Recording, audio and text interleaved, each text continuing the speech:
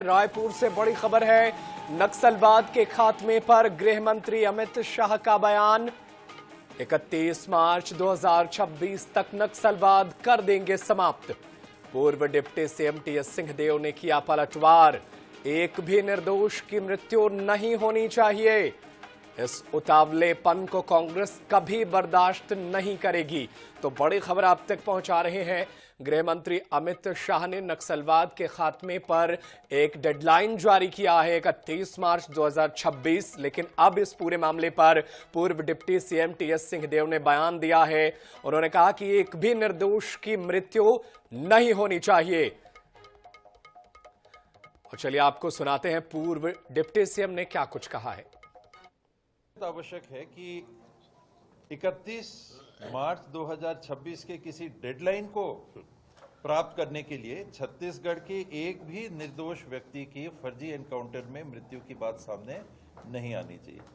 जब आप ऐसे डेडलाइन रखते हो तभी इस प्रकार की स्थितियां बनती हैं जो अभी से ही कई बार लोगों ने उठाया कि फर्जी एनकाउंटर में कई लोग मारे गए।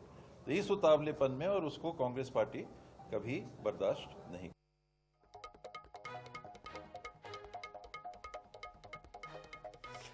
तो 31 मार्च 2026 तक नक्सलवाद समाप्त कर देंगे, ऐसा केंद्रीय गृह मंत्री अमित शाह ने डेडलाइन तय किया है।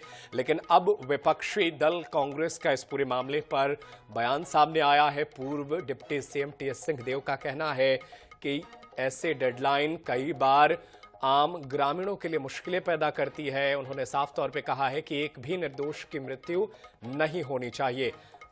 दरअसल छत्तीसगढ़ के दौरे पर हैं केंद्रीय गृह मंत्री अमित शाह। लगातार वो बस्तर इलाके के दौरे पर हैं। वहां पर अलग अलग कार्यक्रमों में शामिल हुए हैं।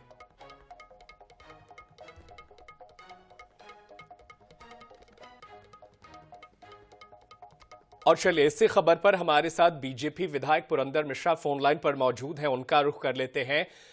पुरंदर मिश्रा जी, नक्सलवाद खात्मे की डेडलाइन तो तय हो गई है, लेकिन कांग्रेस के सवाल का क्या जवाब देंगे कि एक भी निर्दोष व्यक्ति की मौत नहीं होनी चाहिए, प्रभावित नहीं होना चाहिए? देखिए, जब 2026 में डेडलाइन तय हो गया है, परंतु नक्सलाइट को समझाना, बुझाना, बातचीत करना, जिस तरह से आज मैसेज दिए गृह मंत्री जी ने, अमित शाह जी ने, तो उस चीज को करना है। कांग्रेस डरी हुई है, कांग्रेस भयभीत है। कहीं ये लोग इस योजना में सफल हो गए तो हमारा क्या होगा। और निश्चित ही मैं तो ये सोचता हूँ कि ये लोग सब नक्सलियों से मिले हुए इसलिए डरे हुए हैं।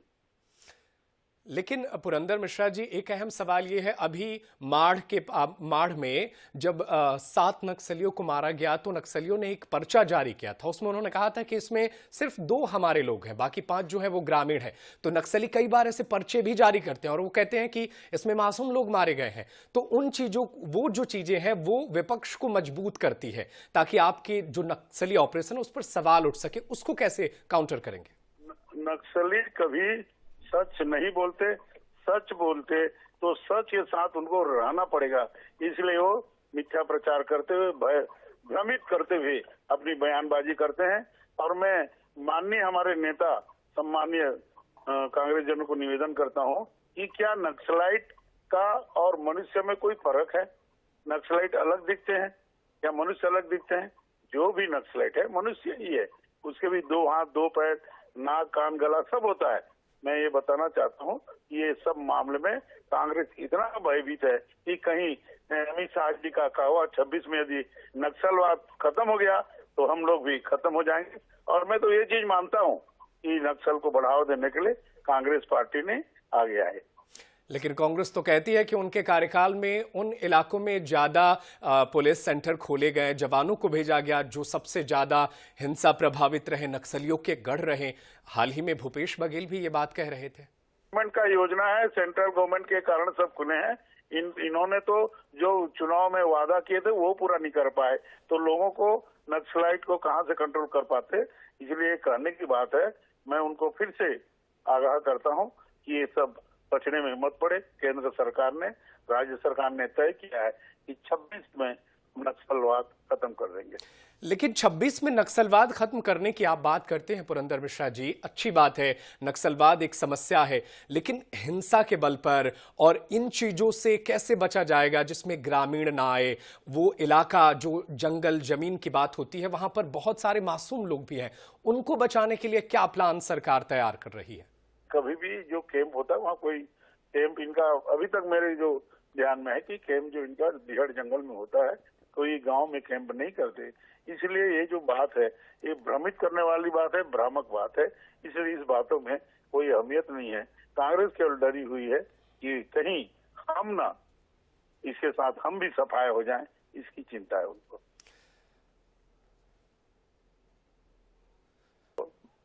बिल्कुल, पुरंदर मिश्रा जी हमारे साथ जुड़े हुए हैं। पुरंदर मिश्रा जी, एक और सवाल है, हाल ही में कुछ बीजेपी नेताओं को मार दिया गया, नक्सलियों ने मारा है और उनका कहना है कि ये मुखबिरी का काम करते थे। तो आप नक्सलियों को खत्म कर रहे हैं और नक्सली जो है आपके नेताओं को टारगेट कर रहे हैं बस्तर के इलाके में। देखिए, मैं आपको बताऊं, आज से नहीं, जब से छत्तीसगढ़ राज्य बना है तब से नेताओं के ऊपर, भारतीय जनता पार्टी के कार्यकर्ताओं के ऊपर नक्सली अटैक करते हैं, उनको मारते हैं। इसका मतलब सिद्ध है कि कहीं ना कहीं कांग्रेसी लोग भी नक्सली से मिले हुए हैं।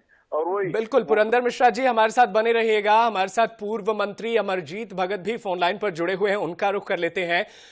पूर्व मंत्री जी यहां पर हमारे साथ विधायक जी जुड़े हुए हैं। पुरंदर मिश्रा वो कह रहे हैं कि नक्सलियों से कांग्रेसी मिले हुए हैं, अगर नक्सली खत्म हो जाएंगे तो कांग्रेस की दुकान बंद हो जाएगी। इस पर आपकी क्या प्रतिक्रिया है? ये तो बेतुकी बात कर रहे हैं।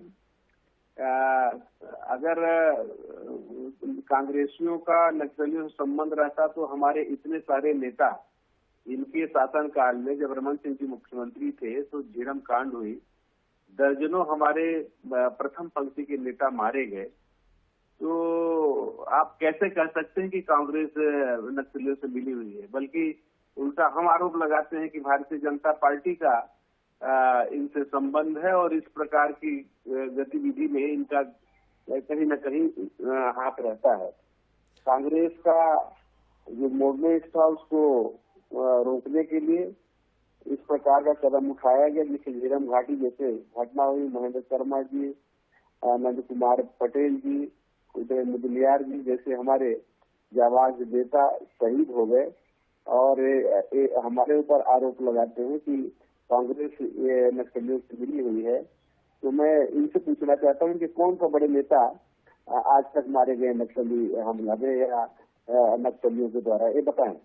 अगर नहीं बताते हैं तो इनको माफी मांगना चाहिए। बिल्कुल, इसका हम जवाब लेंगे उनसे। लेकिन अमरजीत भगत जी, हाल ही में जब गृह मंत्री जी ये सेट करते हैं कि 2026 तक नक्सलवाद खत्म हो जाएगा, तो इस पर सवाल खड़े करना कितना सही है? जबकि आपको साथ देना चाहिए, क्योंकि नक्सल जो है वो तो लगातार छत्तीसगढ़ को प्रभावित कर रहा है।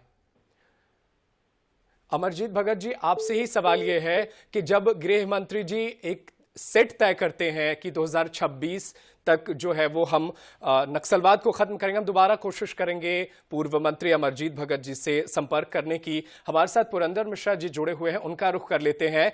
पुरंदर मिश्रा जी, अमरजीत भगत बता रहे थे कि उनके प्रथम पंक्ति के कई बड़े नेता शहीद हुए और आप उन पर ऐसा आरोप लगा रहे हैं कि नक्सलियों से मिले हुए हैं, आपको माफी मांगनी चाहिए, ऐसा कहना है अमरजीत भगत का। बोलने की आदत है और मैं आपको बताता हूँ उसका सभी प्रकार के जांच हो रहे हैं। वो पुरानी बात है, नए बात में बताए कि कौन कांग्रेसियों को नक्सलाइट ने मारा, यदि बताएं उनका नाम बताएं। लेकिन भारतीय जनता पार्टी के कार्यकर्ताओं को नक्सली ने कांग्रेस के इशारे पर इन सबको मार रहे हैं, ये बात मैं दावे के साथ कह सकता हूँ। बहुत शुक्रिया पुरंदर मिश्रा जी, बहुत शुक्रिया हमारे साथ जुड़ने के लिए, अपनी बातों को हमारे दर्शकों के साथ साझा करने के लिए। तो गृह मंत्री जी का छत्तीसगढ़ दौरा और नक्सलवाद पर वो लगातार 31 मार्च 2026 तक डेडलाइन दे रहे हैं और ऐसे में विपक्ष जो है इस पर सवाल खड़ा कर रहा है।